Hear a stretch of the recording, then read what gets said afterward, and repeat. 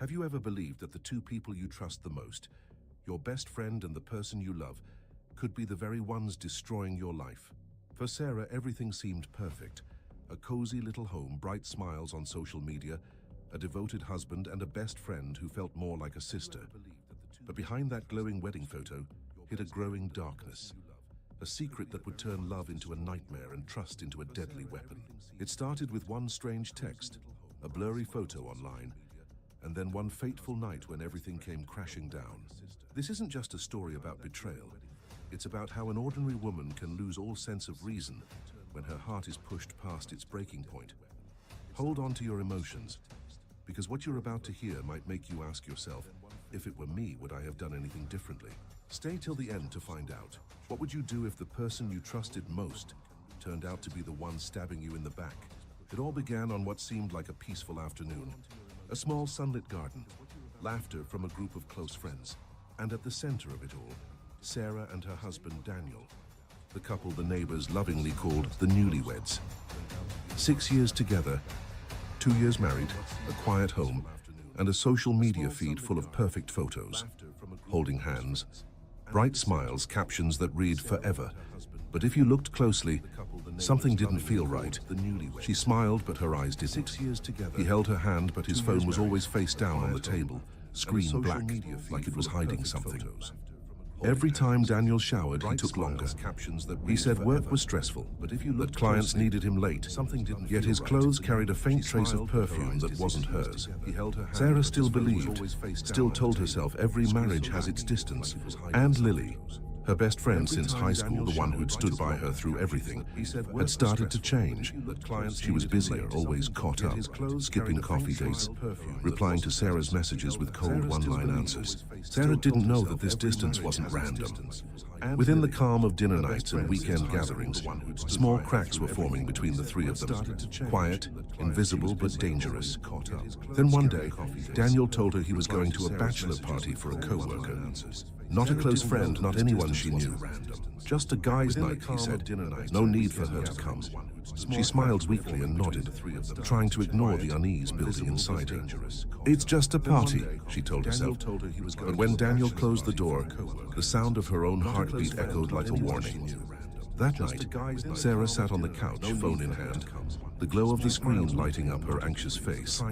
A notification popped up, a photo posted by one of Daniel's friends. Amid the dim lights and raised beer glasses, she spotted a familiar silhouette. Her chest tightened, her hands began to tremble. She zoomed in, her eyes fixed on the corner of the image. There, just behind Daniel, was a woman she knew all too well. The face, the smile, it was Lily. The world around Sarah froze.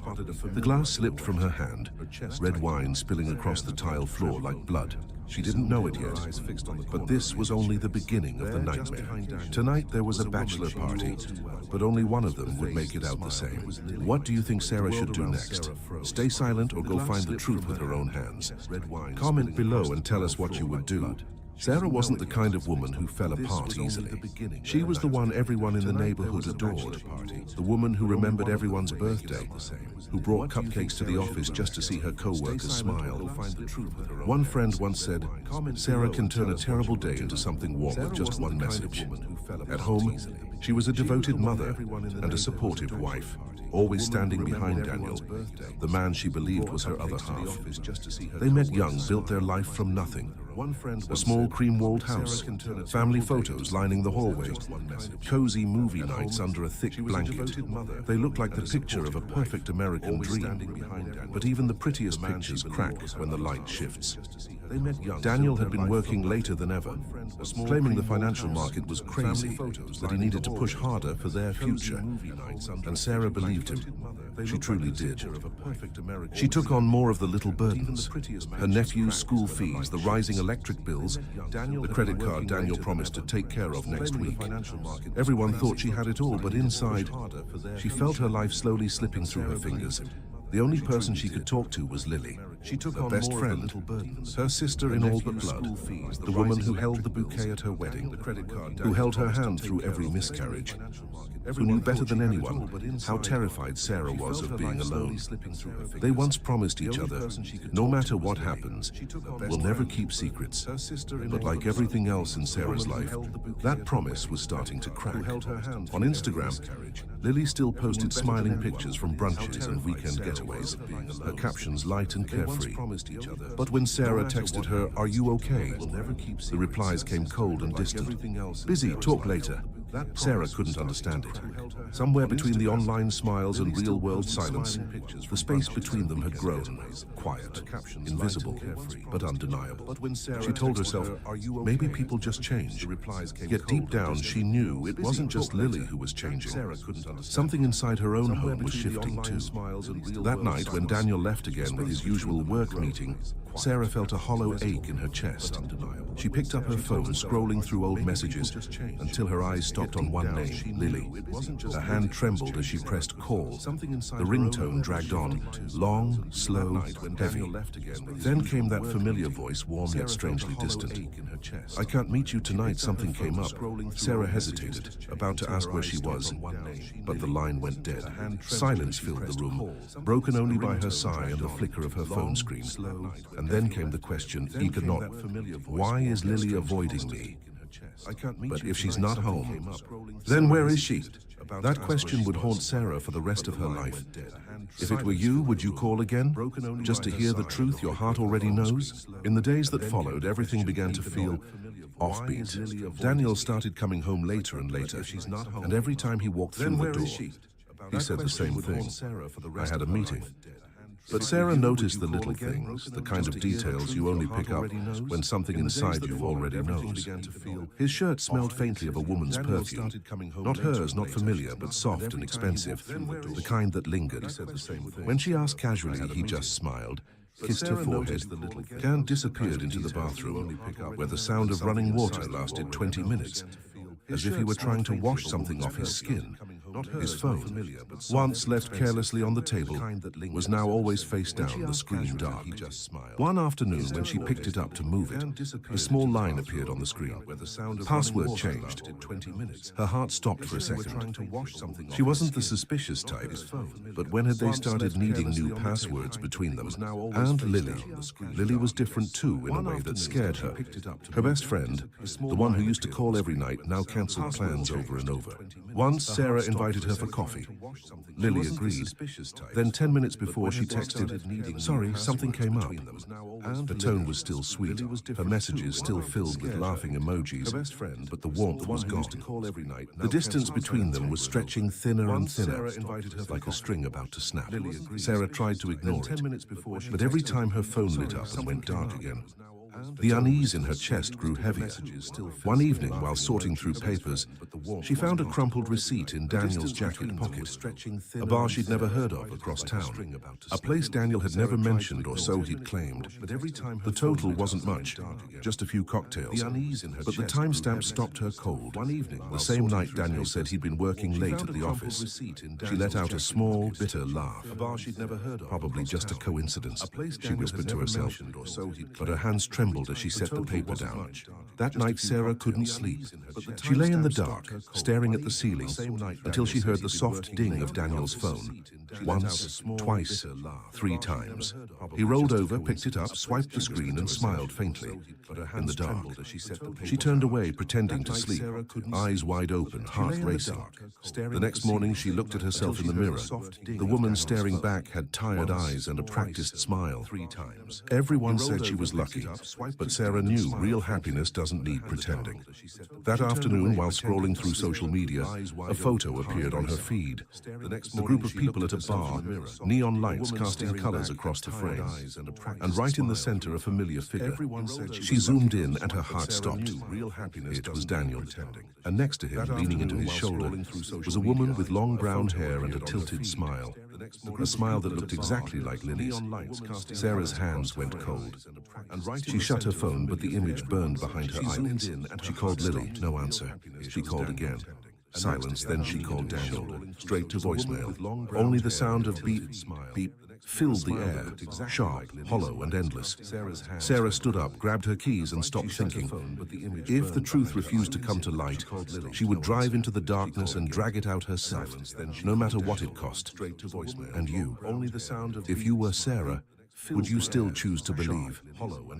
Or would you start to look for the truth? The bar reeked of beer, cigarette smoke, and perfume all tangled together. The bass thumped through the floor.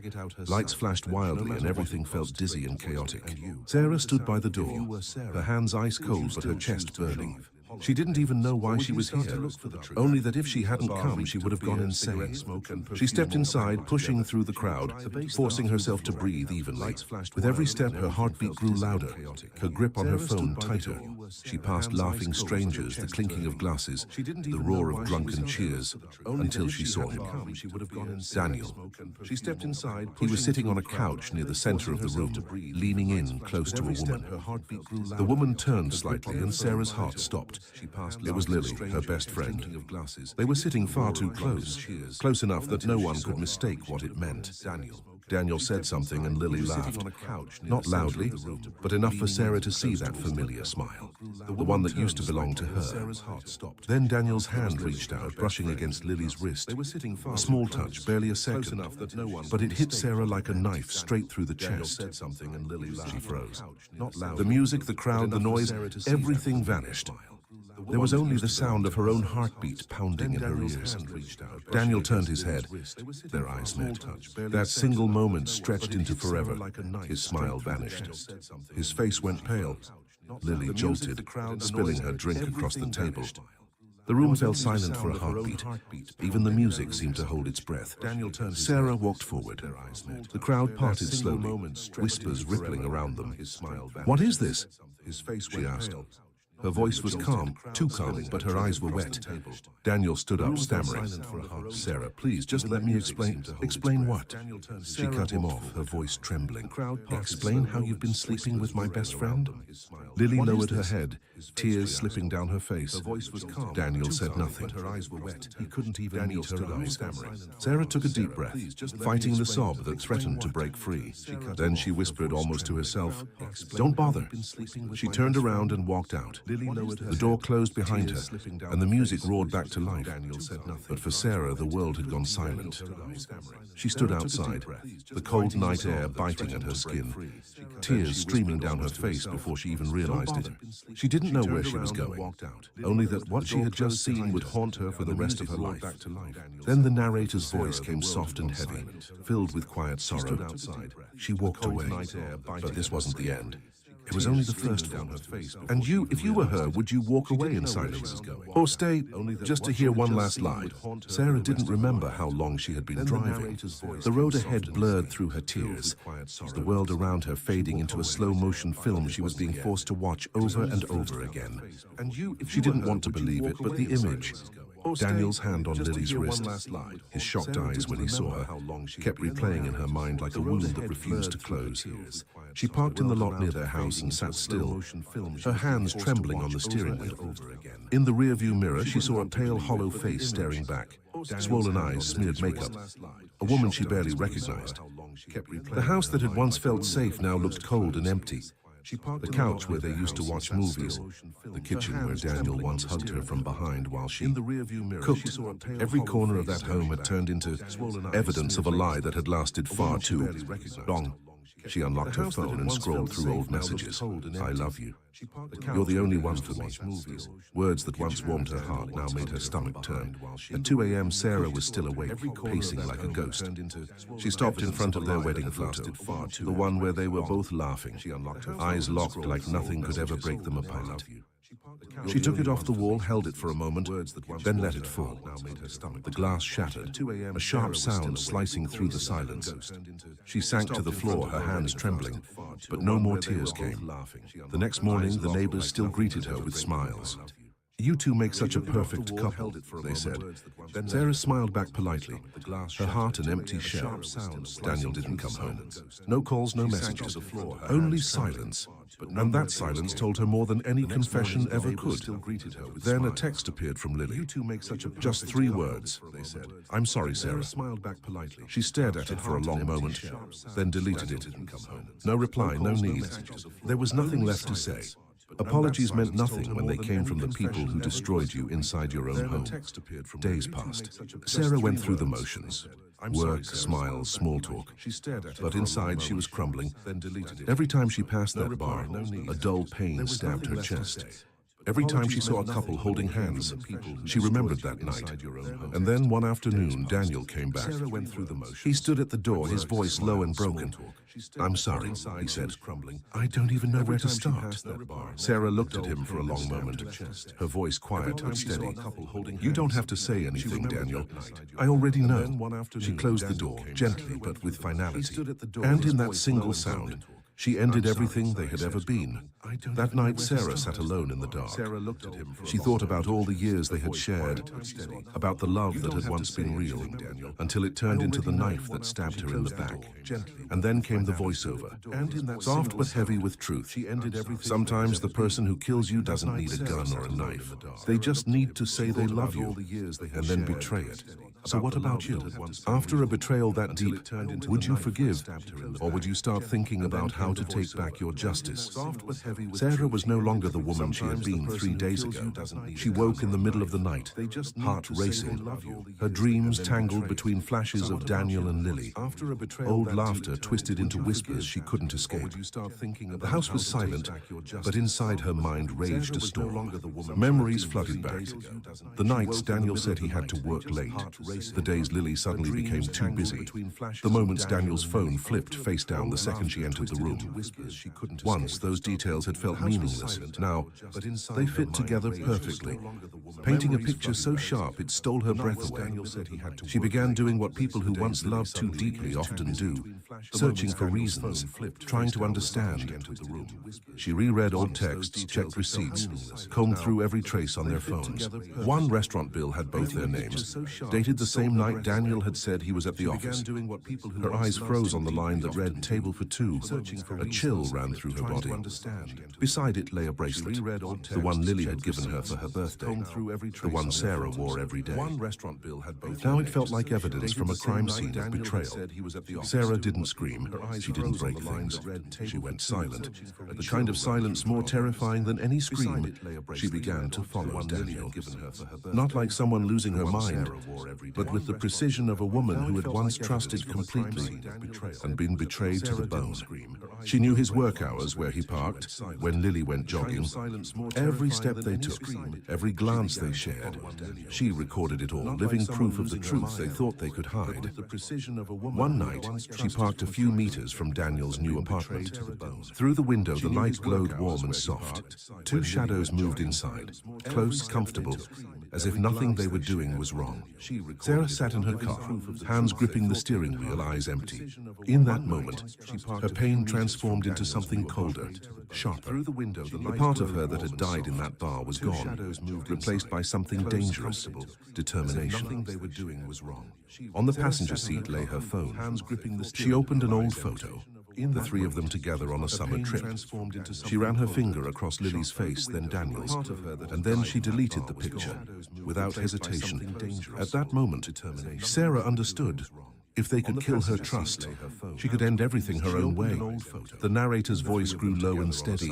Betrayal doesn't just break a heart. It awakens the darkest part of who we are. And when love dies, the only thing left is the price to be paid. The sky that day was heavy, weighed down just like Sarah's heart. For weeks she had tried to stay calm, convincing herself that time would dull the pain, that somehow she'd find peace again. But one afternoon, everything broke. Daniel texted her, his tone cold, detached, saying he needed to come by to pick up a few things. Sarah agreed, not knowing it would be their final confrontation. When the door opened, the familiar scent of his cologne filled the house, once intoxicating, now unbearable, soaked in lies. They stood there for a few seconds in silence, their eyes meeting, tension thick like a wire ready to snap. Then Daniel spoke. "I don't want to fight anymore." What happened with Lily? It was just a mistake. Just a mistake. The words were soft, almost casual, yet they poured gasoline over the fire still smoldering inside her. The argument erupted, sharp, fast and violent, like knives thrown in the dark. Objects fell, glass shattered. Voices rose and collided. A neighbor later recalled hearing, "Stop, please," followed by a loud crash, a chair hitting the floor. Then silence. The call to 911 came minutes later. When the police arrived, flashing red and blue lights painted the white walls of the house, flickering like distorted melodies. Sarah sat on the floor, arms wrapped around her head, eyes blank and unfocused. Whatever had once been love was gone. All that remained was the wreckage of betrayal. The metal cuffs clicked around her wrists, cold and final. Neighbors watched from behind curtains, no one daring to speak. That night, no one in the neighborhood slept. Weeks later, the trial began. The courtroom was packed. Reporters lined the halls. The prosecutor's voice was steady, precise. The defendant's actions, the surveillance, the tracking, the collection of evidence, all demonstrate intent. This was not a spontaneous act. The defense countered firmly. This wasn't premeditation. It was the reaction of a woman shattered by betrayal. An emotional explosion, not a calculated crime. Back and forth, they argued. Evidence was shown. Blurred photos of the scene, reconstructed timelines, cold facts under harsh light. Then the key evidence appeared. Footage from a neighbor's security camera showing Daniel entering the house, Sarah's phone logs, and one unsent message on her screen that read, "I just want to talk." Those 4 words silenced the room. Then came the narrator's voice, slow, quiet, heavy with meaning. Sometimes all it takes is one sentence left unsaid, and the line between heartbreak and guilt disappears. The verdict was read. No one moved. It wasn't clear-cut, not innocent, but not cold-blooded murder either. A gray area, somewhere between love, betrayal, and the unbearable cost of both. As Sarah left the courthouse, sunlight hit her tear-streaked face.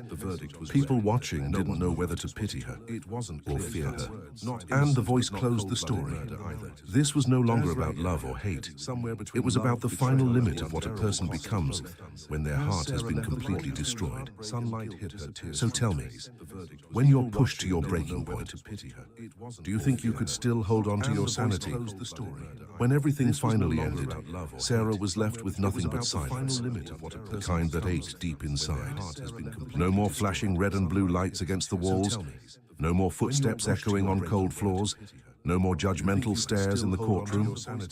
Only the ticking of a clock in a small room, steady and hollow, like the breathing of someone trying to learn how to live again.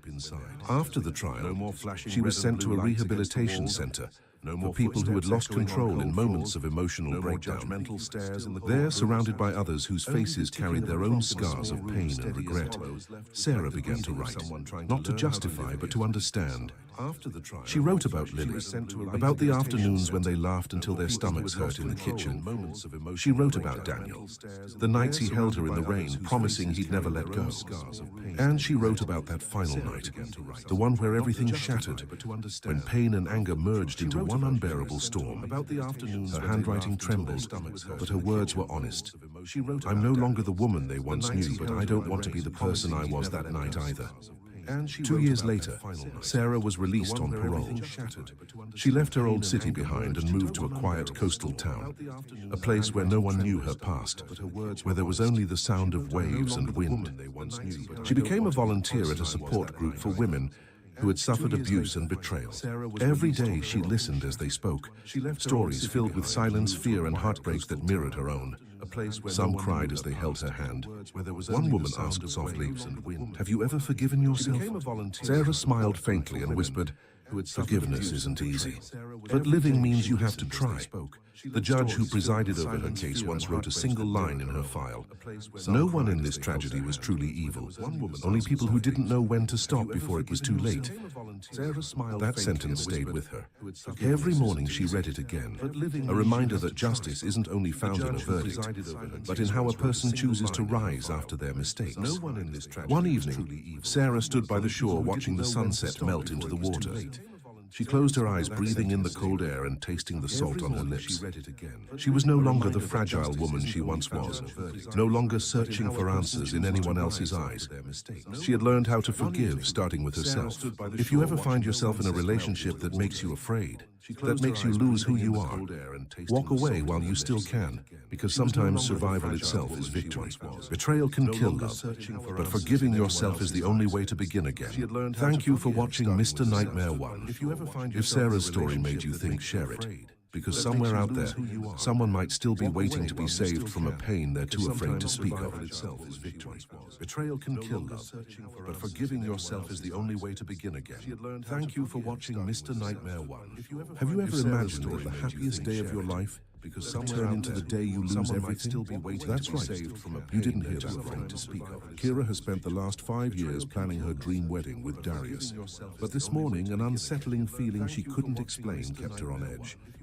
Everything was perfectly prepared, until one phone call from her soon-to-be mother-in-law changed everything. An old secret, a mistake that can never be undone, and the truth, slowly surfacing, threatening to destroy her entire life. Just one meeting with Ivana, Darius's mother, and nothing will ever be the same again. Does Kira have the courage to face the truth? This story will make you question how far secrets can go, and what revenge really costs. Hit like and subscribe so you don't miss the next tense and shocking chapter. Kira woke up the next morning with her heart pounding, a strange, restless excitement coursing through her. She had spent an entire year preparing for this day, planning every detail to perfection. Yet today an indescribable unease gnawed at her. She rose from bed and looked into the large mirror before her.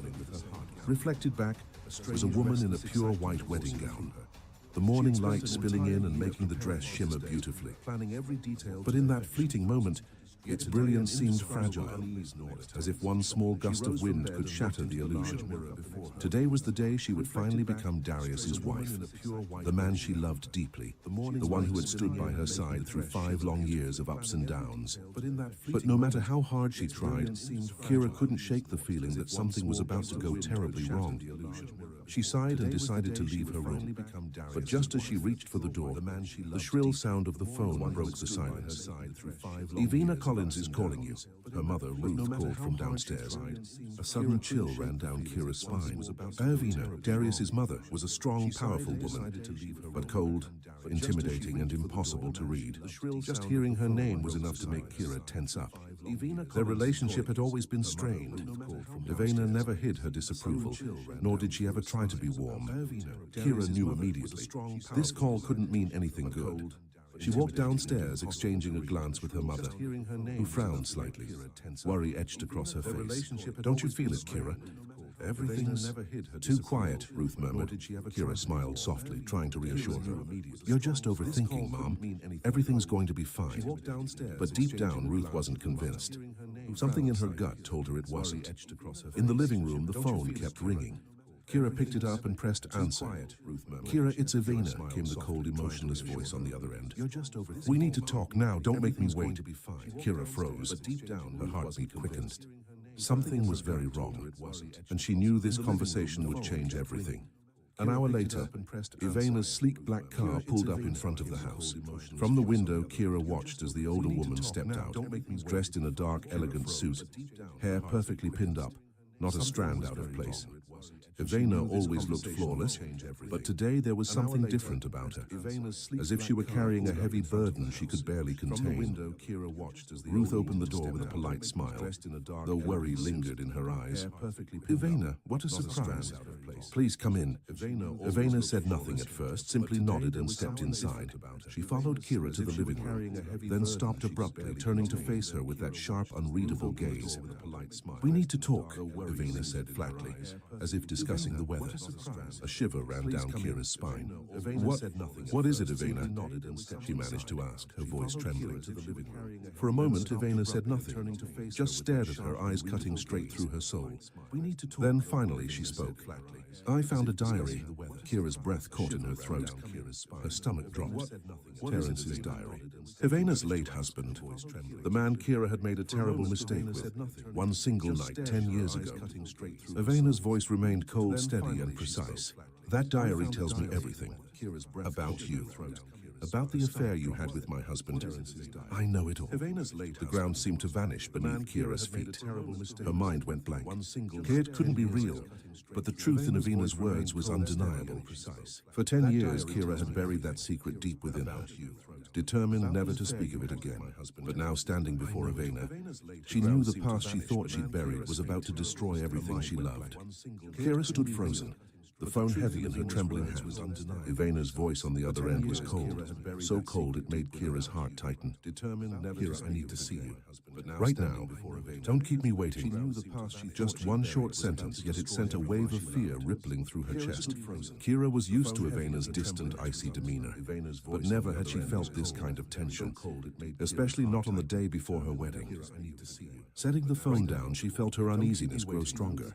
She took a deep breath and walked downstairs, trying to stay composed, though every step felt heavier than the last.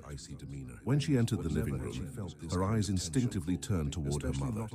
Ruth, usually the strong, steady one, couldn't hide the worry clouding her face. The sight made Kira's stomach twist. If even her mother felt something was wrong, maybe it really was. Don't you think it's strange? Ruth asked quietly. Everything feels too quiet. Kira gave a faint smile, trying to sound calm. You're just nervous, Mom. Everything will be fine. But inside, she didn't believe her own words. That gnawing sense of dread wouldn't let go, like a whisper at the back of her mind warning her that everything was about to change. Moments later, as Kira stepped outside, a sleek black car pulled up in front of the house. Ivana was here. She stepped out, poised and immaculate as always. Dark dress, perfectly pinned hair, not a single strand out of place.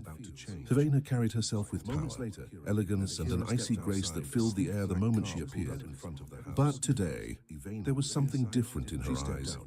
They were cold, yes, but behind that coldness was something heavier, as if she bore a weight too dark to name. Ruth opened the door with a polite smile, though her voice trembled slightly. Ivana, what a surprise. Please come in. Ivana didn't return the greeting.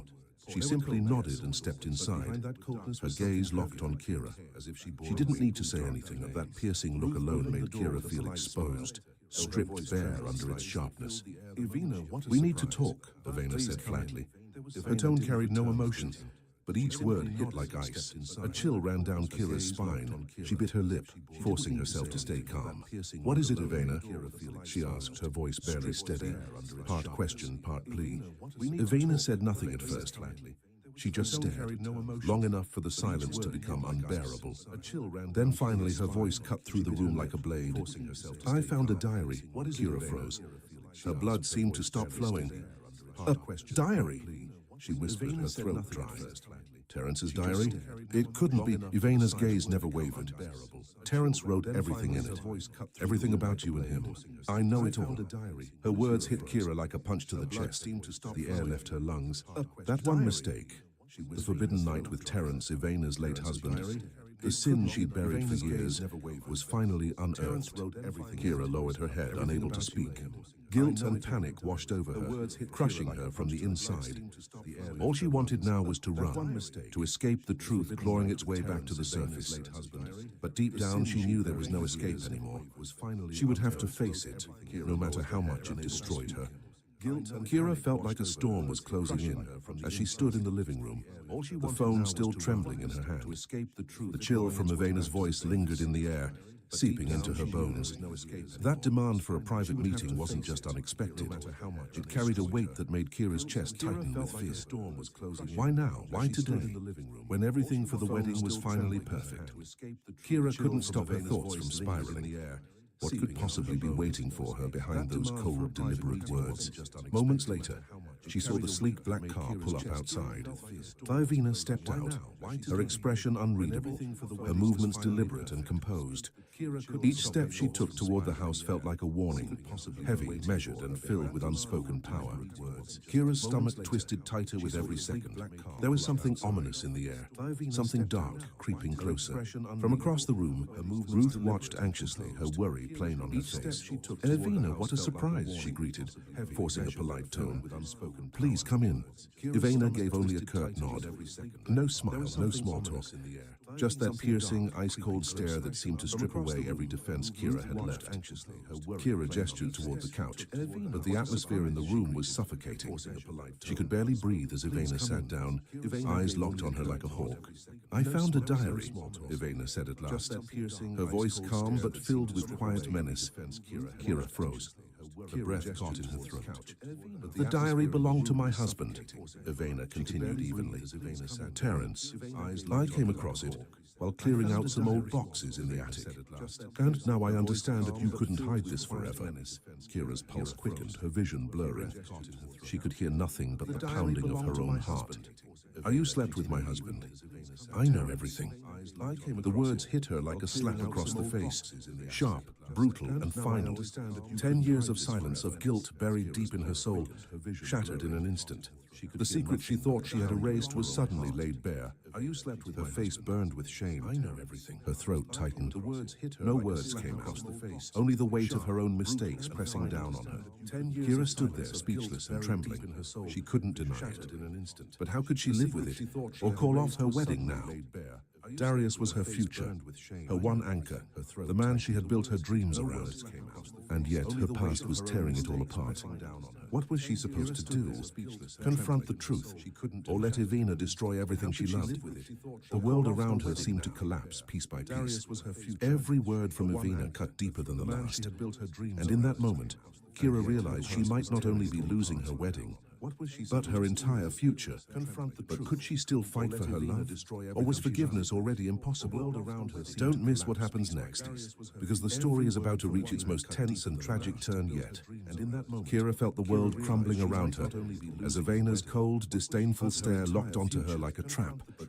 The entire room seemed to freeze. The only sound left was Kira's uneven breathing, trembling in the suffocating silence. Ivana didn't just want to stop the wedding.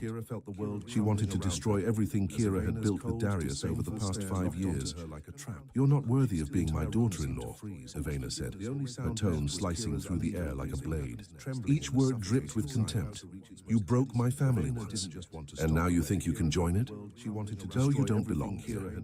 Every word cut into Kira's heart like a knife. The wedding, the love, the future she had dreamed of, all of it suddenly felt like a cruel illusion.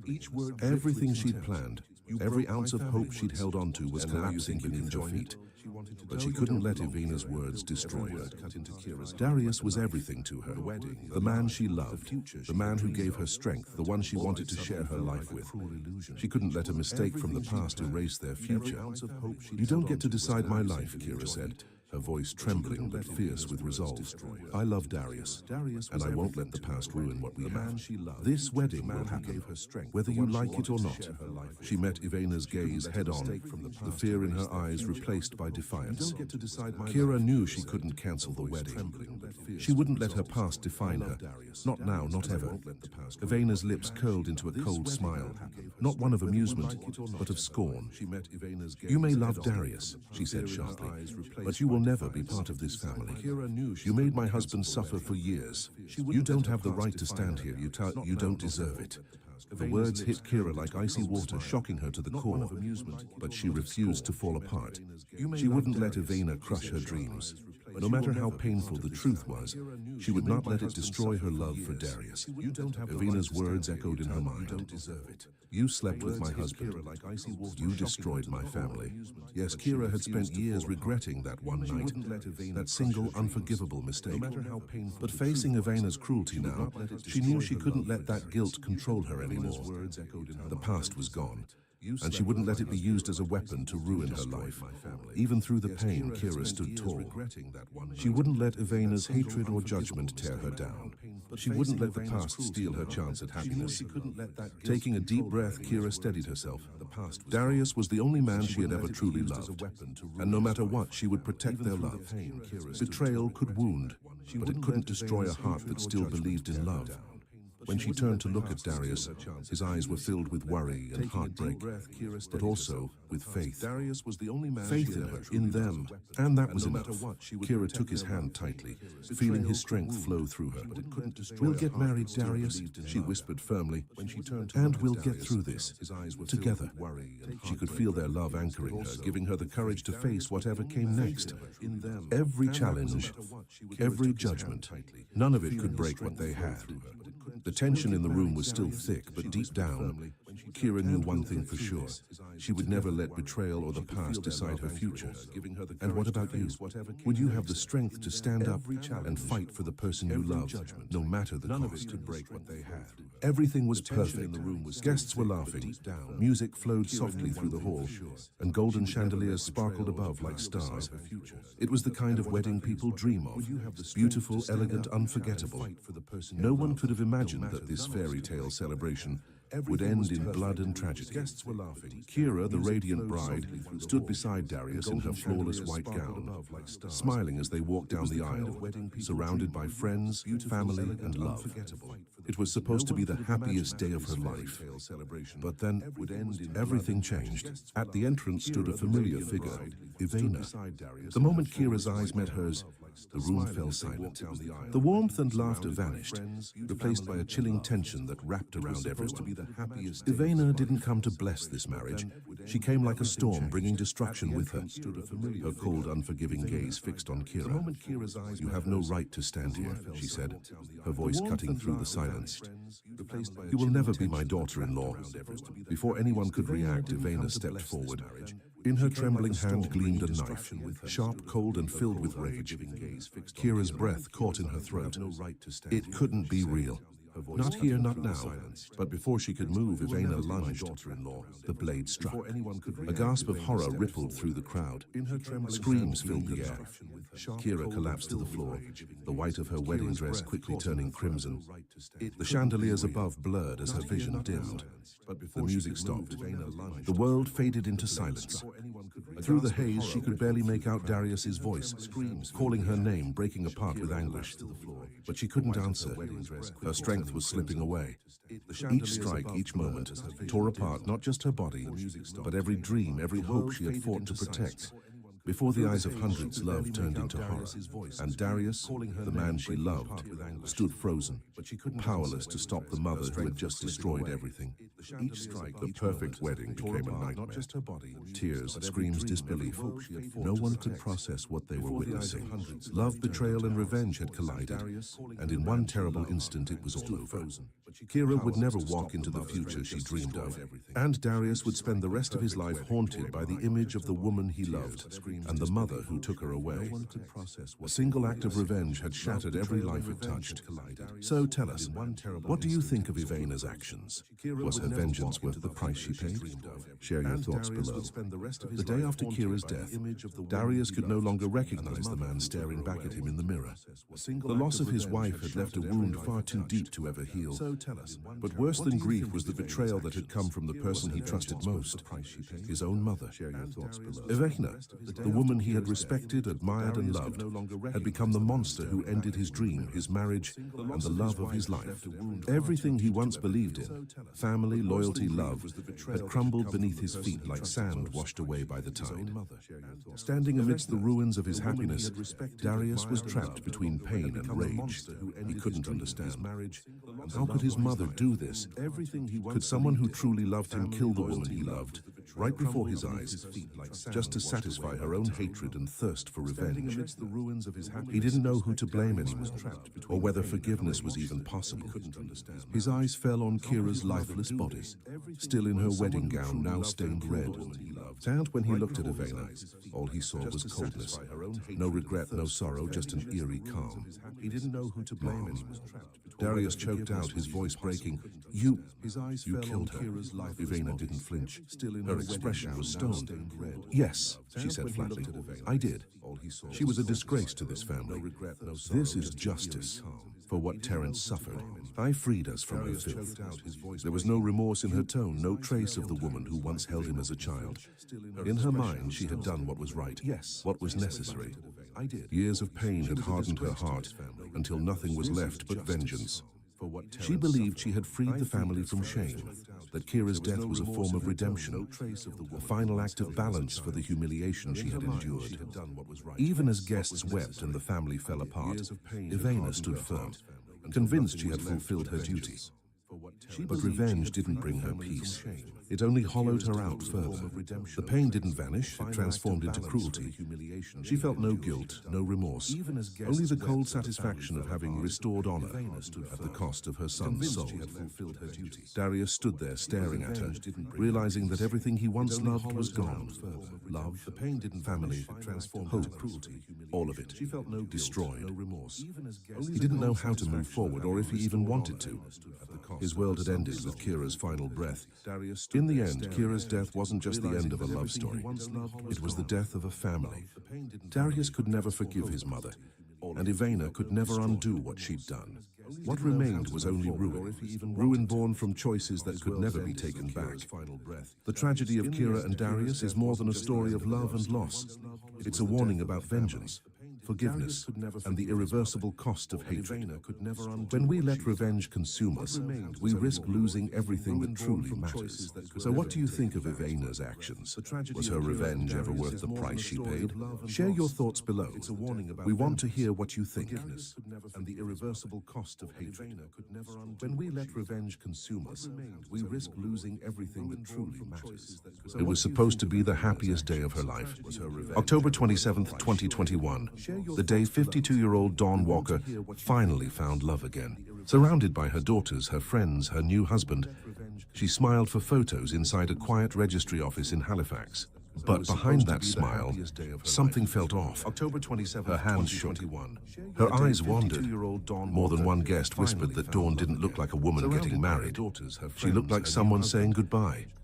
Hours later, CCTV would capture her for the last time, walking toward her front door at 10:36 p.m. The next morning, she was gone. And the man who vowed to love her became her killer. This is not just another wedding night tragedy. It's a chilling reminder that some vows end in silence. Stay with me and tell me when love turns to fear. Would you see the signs? October 27th, 2021, a day that was supposed to be filled with laughter, champagne, and promises of forever. For 52-year-old Dawn Walker, it was the day she had waited for her entire life. A mother of three, a grandmother of three, she had finally found love again after years of heartbreak and loneliness. That morning, she woke up early, her heart racing. The dress she had chosen hung neatly by the window, white and soft under the Halifax morning light. Everything was perfect. The registry office booked, the flowers arranged, the family waiting with teary smiles. To everyone else, it looked like a happy ending. But Dawn knew better. Her hands trembled as she fixed her hair, her eyes restless, scanning the mirror as if searching for an answer only she could hear. Later at the Prince Albert pub, surrounded by music and laughter, people noticed something strange. She wasn't glowing with joy like most brides do. She looked distant, distracted, her smile tight as if forced through fear. When friends raised their glasses to toast the newlyweds, Dawn's eyes darted toward Thomas, her new husband. And for a moment, just a split second, her expression changed. It was fear. It was fleeting, but it was real. Some would later say she looked like a woman trying to believe in her own happiness. Others said she looked like someone silently saying goodbye. As night fell, the celebration began to fade. The guests danced, the laughter dimmed, and by 10:30 p.m., the newlyweds called a taxi home. The driver remembered how quiet they were. No conversation, no laughter, no hand-holding, just silence. A strange, heavy silence that clung to the air inside the car. At 10:36 p.m., CCTV captured Dawn for the last time, stepping out of that taxi, walking toward her front door on Shirley Grove. The camera blinked once, twice, and then she vanished from the frame. That was the last time anyone ever saw her alive. What happened next would shock an entire community and expose years of secrets, manipulation, and missed warnings. A story not just about love, but about control, silence, and the danger of second chances. Because sometimes, the people we trust most are the ones we should fear the most. This is the story of a wedding that ended in blood, a love that turned into a cage, and a woman who sensed her fate long before it found her. Stay until the end. You'll need to see how every smile that day was hiding something far darker than anyone could imagine. Everyone in Lightcliff knew who Dawn Walker was. You didn't need to know her personally. If you lived on Shirley Grove, chances are she'd already waved to you from across the street, or shown up at your door with a plate of homemade food just to say hi. She was that kind of person. The kind who noticed when someone looked tired, who'd drop a few pounds into your hand and say, "Don't worry about it," even when she barely had enough herself. Once she paid for a disabled man's groceries when his card declined. Another time she organized a summer barbecue, just so her new neighbors wouldn't feel alone. Dawn didn't just live in a community, she built one around her kindness. Her 3 daughters called her their sunlight, and her grandkids adored her. She remembered every birthday, every small detail that made people feel seen. To her friends, she was unstoppable energy, always busy, always caring. But behind that warm, infectious laugh, there was another side no one liked to talk about. Dawn had been struggling for years with bipolar disorder and depression. There were good days when she'd sing along to the radio while selling Avon and Tupperware around town, and there were bad days when she couldn't get out of bed, her smile gone, replaced by silence. Those who truly knew her said she hid her pain behind kindness, as if helping others could quiet the storm inside her. Maybe that's why people trusted her so deeply. Maybe that's why when she said she was happy again, that she'd finally found love, no one questioned it. Because how could something so bright ever go dark? Yet looking back, every act of kindness, every laugh, every cheerful text now feels different, like pieces of a life that was desperately trying to hold itself together. Dawn gave everything she had to others, her time, her love, her empathy. But in the end, she gave it to the wrong person. And that mistake would cost her everything. Before we go deeper, take a moment to remember her not as a victim, but as the woman she truly was, and kind, giving, and endlessly hopeful. Because to understand the darkness that came next, we first have to see just how much light she brought into the world. Stay with me. When Dawn first met Thomas Nutt in late 2018, he seemed like everything she had ever wanted. Charming, polite, attentive. He listened when she spoke. He laughed at her jokes. He opened doors and made her feel seen again after years of loneliness. Stay with me. To her friends, he looked like a second chance. To Dawn, he felt like safety.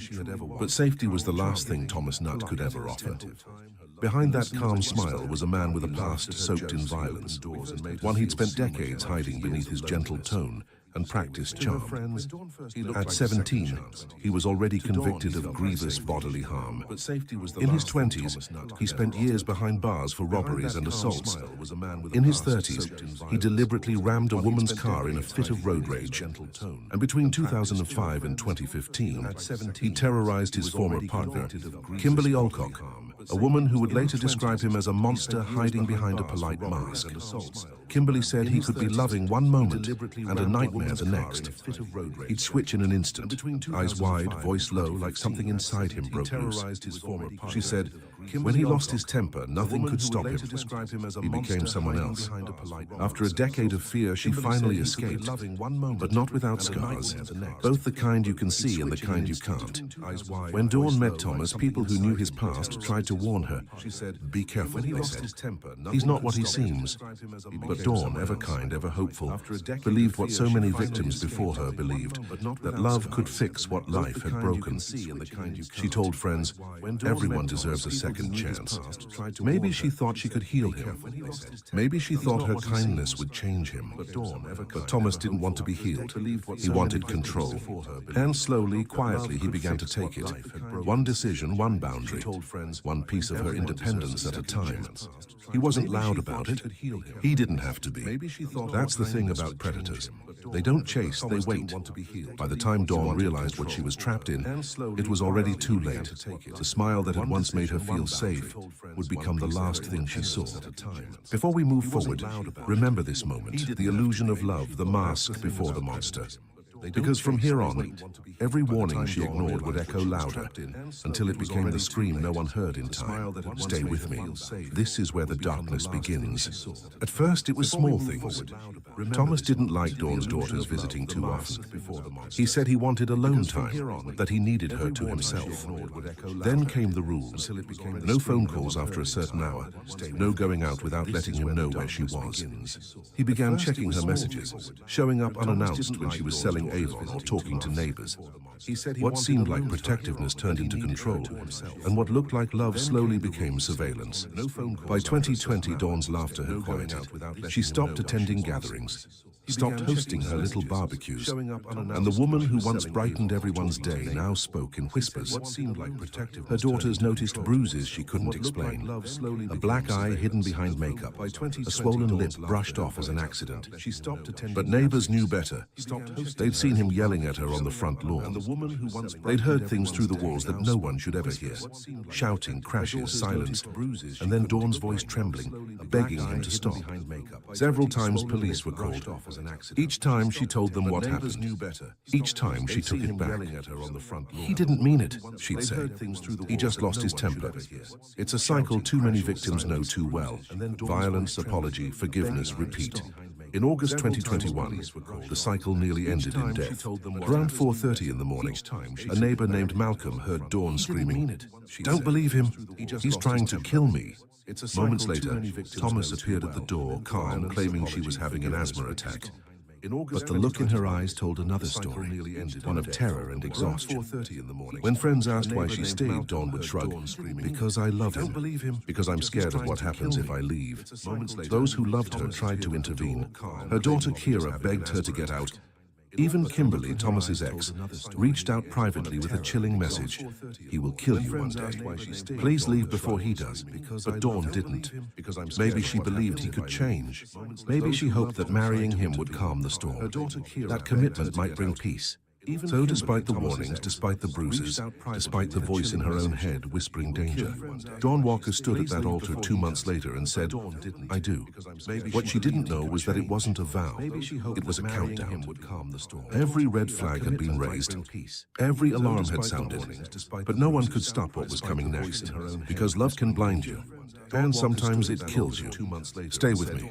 The night of the wedding will change everything. At first, it was small things. Thomas didn't like Dawn's daughters visiting too often. He said he wanted alone time, that he needed her to himself. Then came the rules. No phone calls after a certain hour, no going out without letting him know where she was. He began checking her messages, showing up unannounced when she was selling Avon or talking to neighbors. What seemed like protectiveness turned into control, and what looked like love slowly became surveillance. By 2020, Dawn's laughter had quieted. She stopped attending gatherings, stopped hosting her little barbecues, and the woman who once brightened everyone's day now spoke in whispers.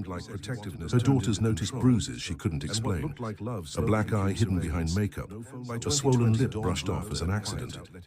But neighbors knew better. They'd seen him yelling at her on the front lawn. They'd heard things through the walls that no one should ever hear. Shouting, crashes, silence, and then Dawn's voice trembling, begging him to stop. Several times police were called. Each time she told them what happened. Each time she took it back.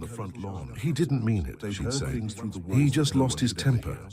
It's a cycle too many victims know too well. Violence, apology, forgiveness, repeat. In August 2021, the cycle nearly ended in death. Around 4:30 in the morning, a neighbor named Malcolm heard Dawn screaming, "Don't believe him. He's trying to kill me." Moments later, Thomas appeared at the door, calm, claiming she was having an asthma attack. But the look in her eyes told another story, one of terror and exhaustion. When friends asked why she stayed, Dawn would shrug, "Because I love him. Because I'm scared of what happens if I leave." Those who loved her tried to intervene. Her daughter Kira begged her to get out. Even Kimberly, Thomas's ex, reached out privately with a chilling message. "He will kill you one day. Please leave before he does." But Dawn didn't. Maybe she believed he could change. Maybe she hoped that marrying him would calm the storm. That commitment might bring peace. So despite the warnings, despite the bruises, despite the voice in her own head whispering danger, Dawn Walker stood at that altar 2 months later and said, "I do." What she didn't know was that it wasn't a vow. It was a countdown. Every red flag had been raised. Every alarm had sounded, but no one could stop what was coming next. Because love can blind you, and sometimes it kills you. Stay with me. The night of the wedding will change everything. The wedding looked perfect. The photos show laughter, the clinking of champagne glasses and a bride glowing in white. But if you look closer, really look, you can see it. Her smile is tight. Her eyes don't shine. They flicker. Every frame feels like she's forcing herself to believe this is love, that this is safety. At the Prince Albert pub, friends cheered, music played, and guests toasted to new beginnings. But Dawn's hands wouldn't stop trembling. She kept adjusting her ring, glancing toward Thomas as if waiting for something to go wrong. People noticed. One friend whispered that she looked like a woman walking through fog. Still, no one said anything. By 10:30 p.m., the newlyweds called a taxi home. The driver later told police the ride was silent. No conversation, no laughter, not even a glance between them. Just two figures sitting side by side, staring out opposite windows, their faces half lit by passing streetlights. At 10:36 p.m., CCTV captured them arriving at their house on Shirley Grove. Dawn stepped out first, the hem of her white dress brushing against the curb. She turned briefly toward the camera, a blink, a ghost of a smile, then vanished into the darkness. That was the last image the world would ever have of her. Minutes later, the house went quiet. Too quiet. Neighbors heard the faint thud of something heavy, the creak of floorboards, and then nothing. No shouting, no cries for help, no struggle. Just silence thick enough to make the air feel wrong. One neighbor later said, "It sounded like the kind of silence you feel in your chest." Somewhere behind those walls, Dawn Walker was fighting for her life. But no one knew. And even if they had, it was already too late. The woman who had spent her whole life caring for others was now at the mercy of the man she trusted most. By midnight, the lights were off. The street was still. To the outside world, it was just another quiet night in Halifax. But inside 33 Shirley Grove, a wedding had turned into a crime scene. Hours earlier, Dawn had walked down the aisle. Now she would never walk again. The photos from that day would soon be evidence. The laughter turned into echoes. What happened behind that closed door would haunt everyone who loved her, because no one saw it coming, even though the signs had always been there. This was the night love ended, and silence began. Stay with me, because the horror of what Thomas did next defies imagination. What Thomas Nutt did after killing his wife was as cold as the murder itself. In the early hours of October 28th, just hours after the wedding, he hid Dawn's body inside a kitchen cupboard. He didn't call for help. He didn't panic. Instead, he began cleaning, methodically, quietly, like a man wiping away a stain he didn't want anyone to see. Then he picked up Dawn's phone and started sending messages to her daughter. "I'm fine," they read. "Just need some space." But they didn't sound like Dawn. The words were wrong, too clipped, too calm. Still, Thomas kept up the illusion. To the world, he was the loving husband whose new wife had suddenly gone missing. He hung laundry in the garden the next day, the same clothes he'd worn on the night of her death, freshly washed. At 5:10 p.m., CCTV caught him calmly pinning shirts on the line, as if nothing had happened. Then he did something no one could believe. He packed up their caravan and drove off alone to the seaside. He told neighbors Dawn wanted a little honeymoon time apart. In truth, her body was still locked in that cupboard, cold and hidden beneath the house they were supposed to share. Days passed.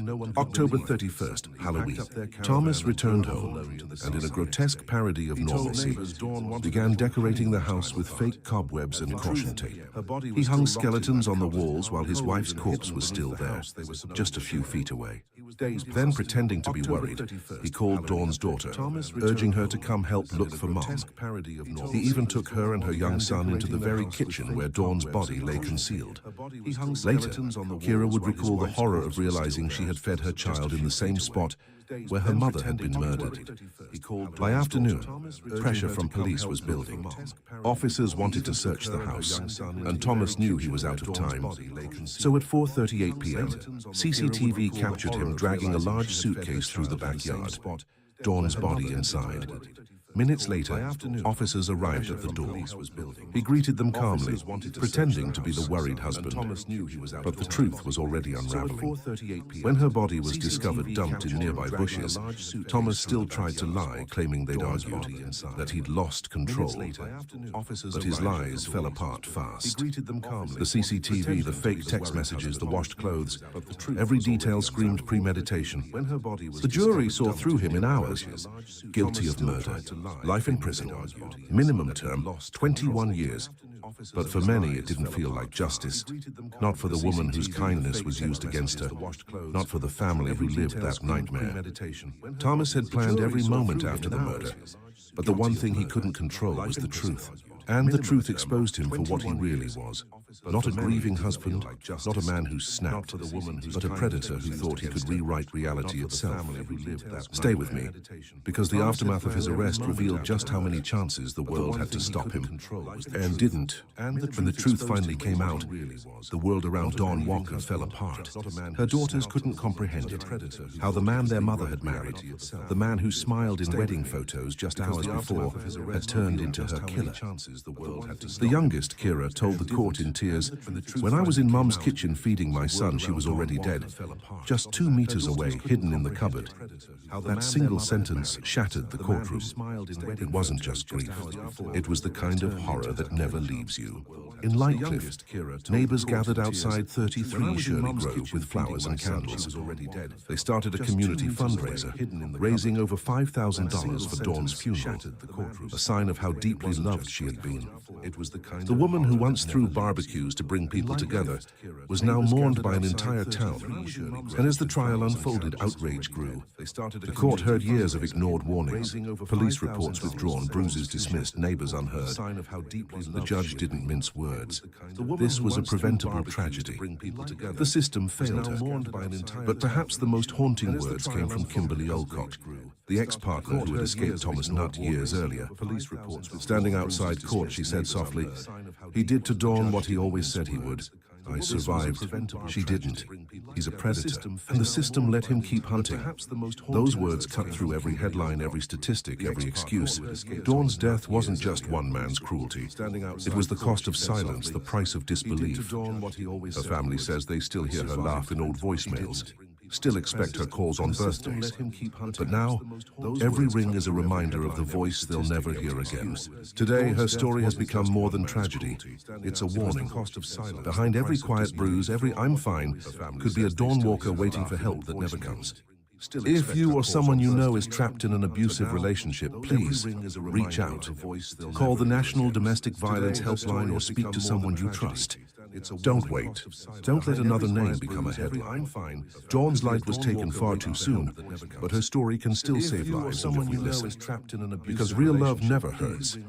And silence kills. Remember Dawn Walker, not for how she died, but for how she lived.